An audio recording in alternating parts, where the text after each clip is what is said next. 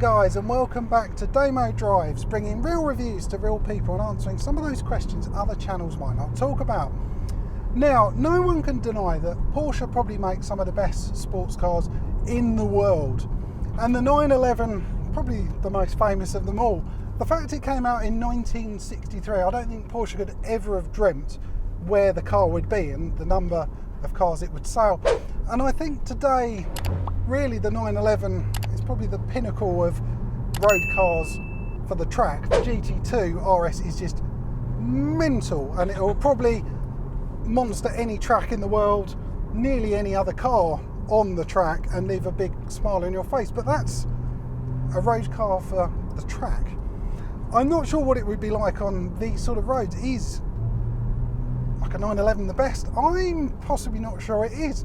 But I've got Toby here in his rather lovely 2015 Porsche Cayman, and this is the base 2.7, and I think this is a better proposition for these sort of roads, and that's what we're going to explore today. So really, why this over a 911 for you?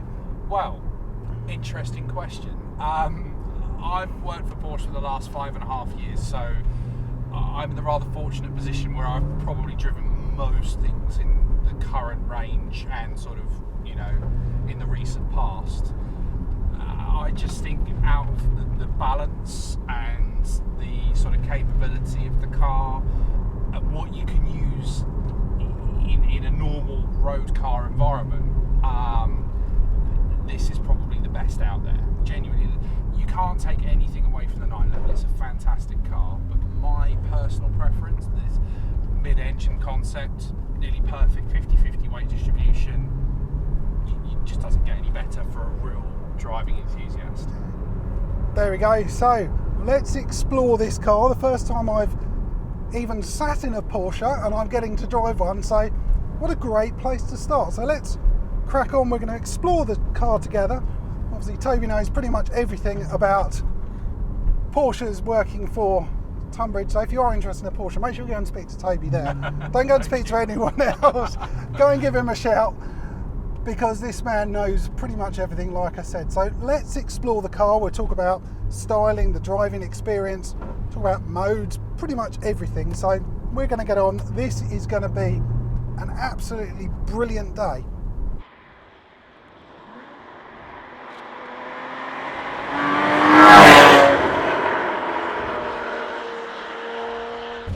Not sure my first Porsche experience is supposed to be quiet in this weather.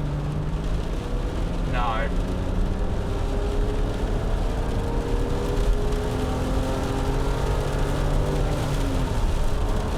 Obviously you're not in sport mode either. No, which it still feels pretty peppy. I mean, because this is the baby of the, yeah, the models. I mean, it's only 2.7, so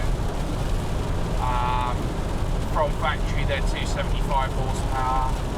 What do you think you're putting out? Any idea? I think from the information that I have about the modifications I've done to the car, which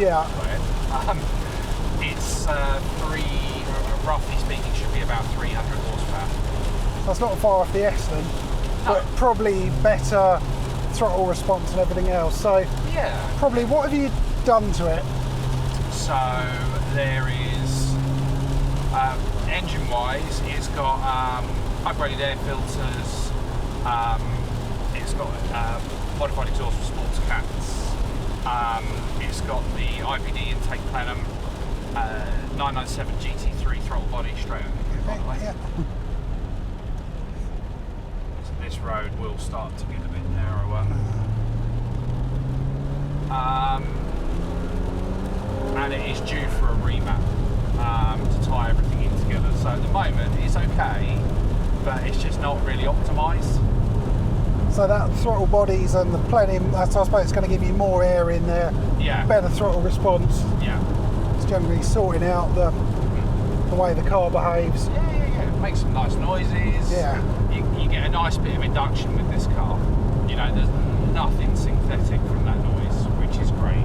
Yeah, you know? I mean, being the flat six as opposed to going over to the 2-litre turbo, it's probably, I know you work obviously for Porsche, but I can say I suspect it's probably lost you don't have to agree or deny anything, but I'm guessing it's probably lost something going over. But there again, what's the bigger engine on the new Caymans? Isn't that a flat 6 as well, isn't it? So there are three engines. You've got 2 litre and 2.5 4-pot turbos, and you've got the 4 litre. I don't know what that is. Wow. Okay. And they do a 4 litre flat 6, which is derived from the 911 engine. So, and they use the same unit in the GT4. Oh, okay. But there's nothing wrong with the new engine. It's immensely capable, so much more so than this car. More torque, isn't it? So it's probably better. It's probably easier to live with. But yeah, my only thought with having that, you have to work this probably harder to get the most out of it. Yeah. But it's probably more enjoyable in that way, because I've found that with some of the cars I've driven, like a GT86 for example, hardly any power, skinny wheels, but you have to spank the thing in order to get something out of it. Yeah, absolutely. This requires, by law, that you take it to the red line. Yeah.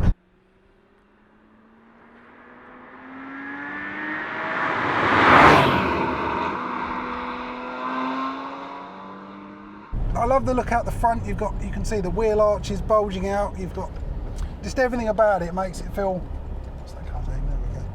Left. Yeah. Yeah. The arches are quite cool actually, because where they sort of come up and they're quite sculpted. There you go. Okay, that was. That's as much as I'm going to go. I'm going to calm down now. Sculpted wheel arches. Where were we? So. Low nose for aerodynamics, high arches obviously to house the wheels, and the highest point on the arch is the centre of the wheel. So from a motorsport point of view, where Porsche build their racing cars, it's so you know where the centre of the wheel is and you can hit the apex of the corner. That's quite cool. So we've got 20-inch Career S wheels, you said? 20-inch Career S wheels in satin platinum. Best colour because it never shows the brake dust. They look cool. And what size tyres? The 235s on the front, 265s on the back. Pretty chunky, which is probably causing some of the issues at the moment. Like you said, short wheelbase, big tyres. Yeah. Wet weather. Yeah. PS Michelin's? Michelin PS4Ss, yeah. N-rated of course. Porsche, they have those entire ratings. So basically, if you put non-N-rated tyres on your car, everyone thinks, oh, it's a bit of a myth. We had, funny enough, it was a Cayman. It messed up all of the sort of settings of the traction control and everything. The owner was getting warning lights all over the place. Swapped to the correct tyres, no problems. Really? Yeah. Does it learn or something? Has it got some sort of learning algorithms in there to? Are ridiculous.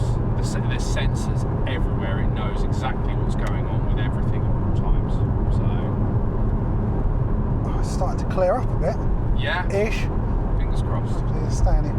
Oh, it's lovely. I mean, this is obviously the baby, the smallest engine, the base model, but it is amazing. A car like this is probably best for these sort of roads. I mean, a GT2 or GT3 RS would be epic on track, but I have a funny feeling it might not be as fun because you're going to get to the speed limit at a stupid pace.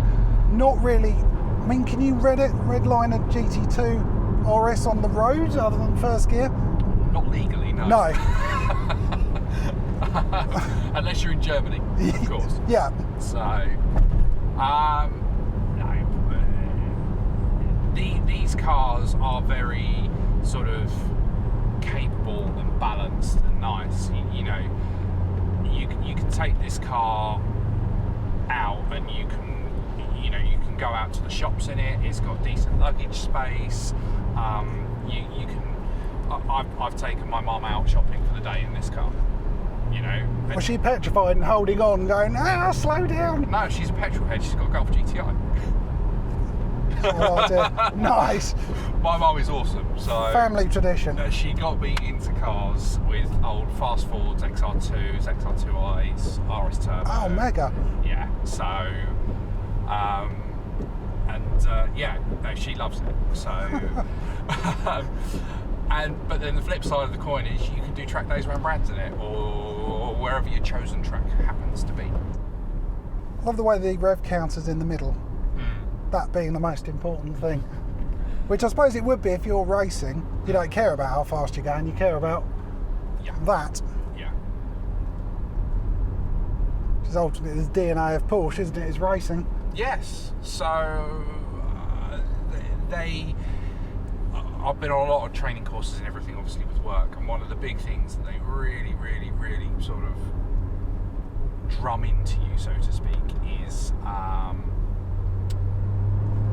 just how much motorsport Porsche has been involved in and how many wins they have from all of that.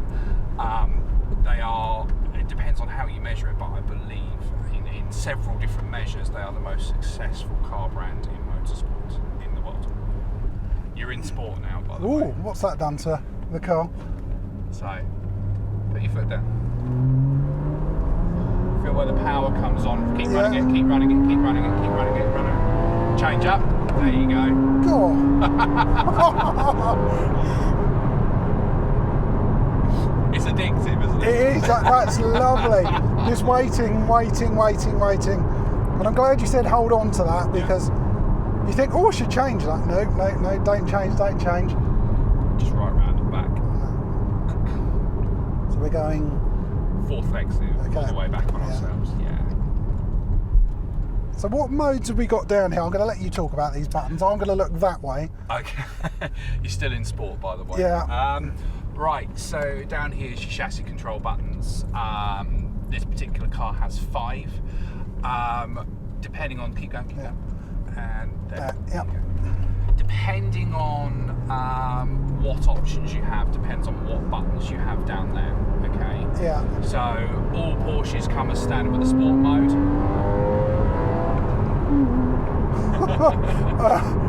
Sport mode, yeah. This one's got the PASM, or the Porsche Active Suspension Management, to UNI, that's adaptive damping. So you've basically got 2 modes with that. You've got your normal and you've got your sport. I tend to leave it on normal, because especially where I've lowered the car, and let's face it, Kent and Sussex's roads where I mostly drive it are atrocious. Sorry, had to say it.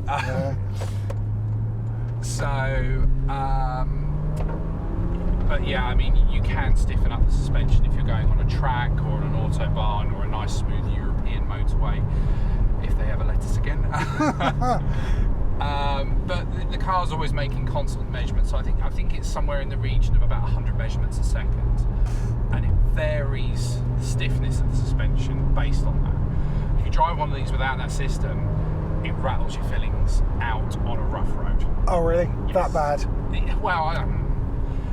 It's noticeable. Yeah. Definitely noticeable. So,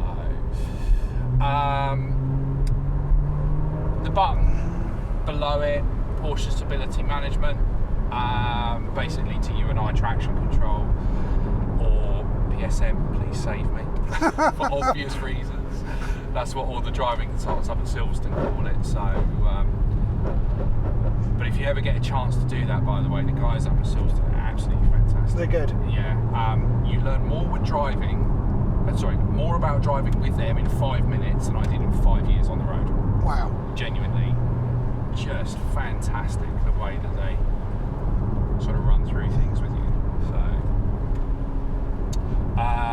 there's buttons to put the spoiler up and down, which I tend to use for cleaning. I tend to let the car do its own thing because I prefer it when it does that. That's the way the manufacturer intended it, so that's how I'm going to leave it. Yep. And then the auto start stop, which is permanently switched off in this car. So annoying, I think. Easy on a bend.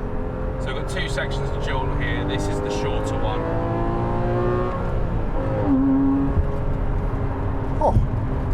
Oh. See, this is my point. We're in 3rd on there, and you can nearly rev it out. First you can, second you can, rev it in third, you're starting to get into speeding fines. Yeah, definitely. Do that in a GT2, red line first, and that's it probably, isn't it? Yeah, so the GT4, which is the sort of track version of this car, which I really love one day, maybe, if I ever get rid of this, because I've got the feeling this car might be a family heirloom one day.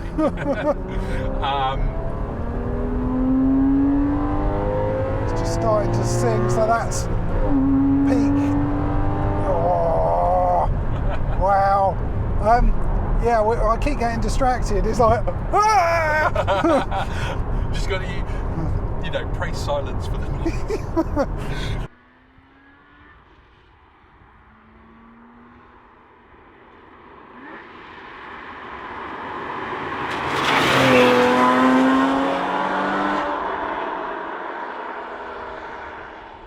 Right, so what we're going to do now, because Toby knows his car and he's been driving them for many years, I've driven this for about half an hour. I've never driven a Porsche before, or Porsche, sorry, slap wrist there. We're going to hand over to you and you can show me a bit more what the car's capable of. I can relax and sit over in that side, you jump over this side, and we can find some more interesting roads as well and see what the car's a bit more capable of. So here we go, we've swapped over, we've got the man with the skills over this side. And I wouldn't say skills. more skills than me. Just experience. Okay, there we go. We've got the experienced driver over this side, and I can just enjoy the drive and not have to worry about potholes, aquaplaning, slipping. Interesting statistic from Porsche. They design every car, so say it's 0 to 60 time is 5 seconds. They design every car to stop in half that time, so in 2.5 seconds. Ah, wow. So there's something behind us. I was going to demonstrate the brakes, but how's that going to work in something like the Taycan? Just 60 and 2 and a bit. Well, yeah. Is that really going to stop? Yeah, 2.5 ton car with 10 pot brakes and. Oh. Yeah, it's big discs. Big discs. Oh. Oh, that sound though. It's good, isn't it? Oh, I'm being able to hear it all and really enjoy it from the passenger seat as well. So this is a great thing when because we're still within the limits of the road. It's a national here. I was doing 55, 60 there. And you do that with a customer in the car when you're selling them the car. Is it any wonder that these things kind of sell themselves? Just go listen to that. So, and the old 981, this is a 981 generation Cayman. Yeah. The old 981 GTS and GT4s. Oh my god, the sound was biblical.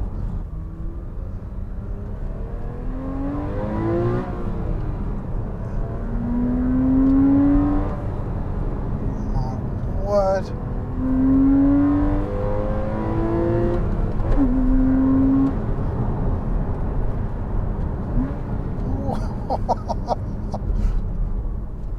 Said some giggling was going to be going on.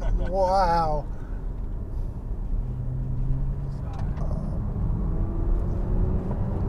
Oh, it's lovely being over here. I mean, I'm getting to. Oh. Oh. Jeez. Family-friendly show this, I would say other words to get across. There we go. I don't know what else to say about that. That is just bloody brilliant. I think that's the best way of saying that. So I'm going to call this video to a close, guys. I hope you've enjoyed this. So go and follow Toby on Instagram. Look up Pump Night. I'll put links down below for that.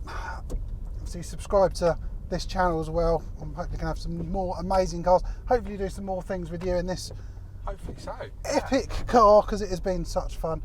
Anyway guys, hope you enjoyed this one. If you have, please give it a thumbs up. Comments are always welcome, and remember to click on the subscribe button. Thanks for watching. See you later.